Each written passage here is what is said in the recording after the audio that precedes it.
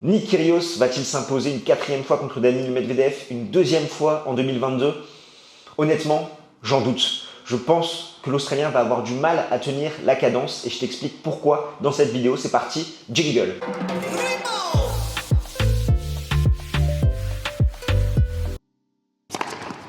On commence tout de suite avec Daniil Medvedev en 2022, c'est 36 victoires, 12 défaites, un seul titre à Los Cabos qu'il a réussi à remporter il y a tout juste quelques semaines en finale contre Cameron Norrie. Sur dur, c'est 25 victoires pour 7 défaites. Au niveau de son parcours pour se hisser en deuxième semaine à l'US Open, il est venu à bout de Kozlov, Rinderknecht ainsi que Wu. Il a passé 6 heures et 9 minutes sur les cours, il n'a pas concédé le moindre set. Et c'est le seul joueur à avoir au moins fait deuxième semaine dans les 8 derniers majeurs sur dur, hommes et femmes confondus. Et c'est vrai que c'est compliqué à tirer des enseignements par rapport à ses premiers tours, tant l'adversité était faible. RAS, comme on a dit un petit peu dans le live avec Greg concernant le niveau de jeu du russe. Son tournoi commence vraiment maintenant, où ça va monter crescendo en puissance parce qu'il y a une vraie cassure dans le jeu de Daniil Medvedev depuis sa défaite à l'Open d'Australie où il menait 2-7 à rien. Il a obtenu des balles de break dans le troisième set et derrière, Rafael Nadal arrive à remporter ce match en 5-7. Et ça n'a plus jamais été le même, ça a été très compliqué pour lui, d'autant plus qu'il a subi cette opération avec cette hernie, qu'il n'a pas pu jouer à Wimbledon avec le bannissement des joueurs russes. Et on sent qu'on a du mal à retrouver le Daniil Medvedev de début d'année, voire de fin d'année dernière, parce qu'il arrive certes toujours à écœurer ses adversaires, notamment avec son intensité, sa constance du fond du court, mais on sent que dès qu'un joueur va un petit peu le challenger, il peut vite perdre pied, c'est moins constant. Au service, beaucoup de joueurs exploitent sa position lointaine sur le court, étant donné qu'encore une fois, Daniil Medvedev, on ne le bat pas sur la latéralité du court, mais bien en le faisant avancer, étant donné qu'il se tient très loin de sa ligne. Et beaucoup de joueurs l'ont exploité avec le service volé des premières extérieures, une volée courte. Et ça a fait mouche, je pense notamment à Stefanos Tsitsipas, qui en plus a profité des lacunes au service du russe à Cincinnati, et également Nick Kyrgios à Montréal. Par rapport à l'US Open, il reste sur une finale en 2019 perdue en 5-7 contre Rafael Nadal, une demi-finale en 2020 perdue contre Dominic Thiem et un titre en 2021 où il s'impose contre Novak Djokovic et brise ainsi le rêve de Grand Chelem du Serbe. Il connaît seulement 4 défaites dans le Grand Chelem de New York, étant donné qu'il y en a une contre Nadal, une contre Thiem, comme je te le disais, et les deux autres, c'était contre Shapovalov et Coric. De l'autre côté du filet, on retrouve Nick Kyrgios, 37 victoires, 10 défaites en 2022, un seul titre à Washington. Par rapport à son année sur la surface, c'est 21 victoires, 5 défaites. Pour se hisser en deuxième semaine, il est venu à bout de Kokinakis, Bonzi et Wolf. Il a passé en tout 6 heures et 45 minutes sur les cours.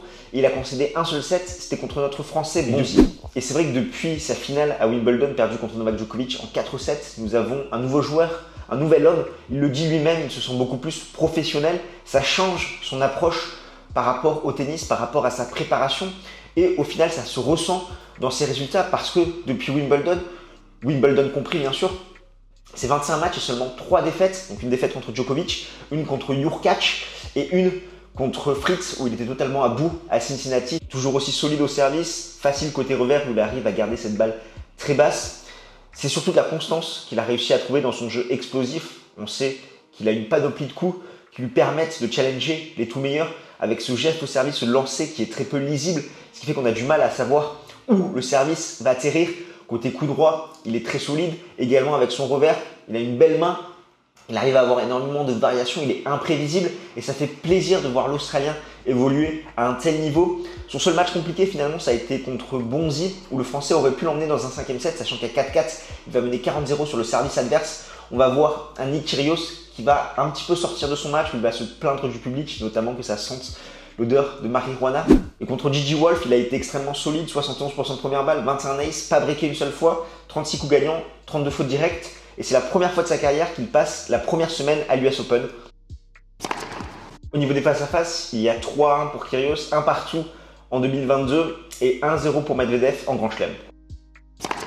Au niveau des clés tactiques, on peut se demander la question de comment Nick Kyrgios a vaincu Medvedev à Montréal il y a quelques semaines.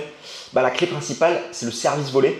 À chaque fois, il a profité de la position lointaine à la relance du russe. C'est déjà une stratégie qui a été exploitée par Nadal à l'US Open en 2019, encore cette année à l'Open d'Australie par Djokovic au Rolex Paris Masters en 2021.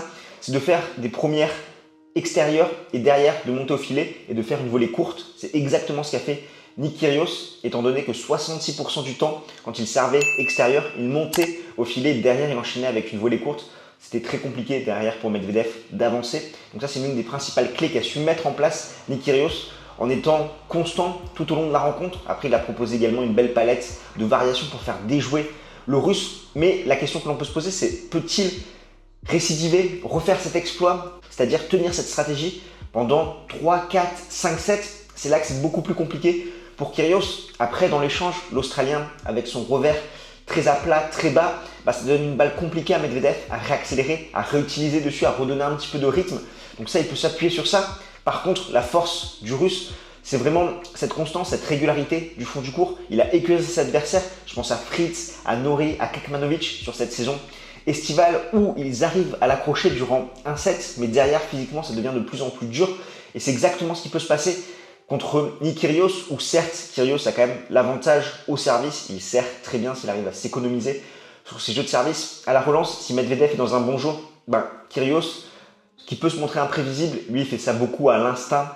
Il aura, je pense, des ouvertures parce que c'est l'un des points noirs un petit peu du Russe, le fait qu'il soit un petit peu trop volatile sur ses engagements. Il commet pas mal de doubles fautes, il a que 60% de première balle et il peut y avoir des occasions où il n'a pas su en profiter. Kyrgios, lui, saura en profiter. Après, Medvedev, c'est quelqu'un qui est un très bon tacticien, qui a un plan A, B, C et je pense qu'il va trouver une réponse par rapport à ce que lui a proposé Nick Kyrgios à Montréal, notamment sur sa position à la relance pour essayer de contrer ce service volé.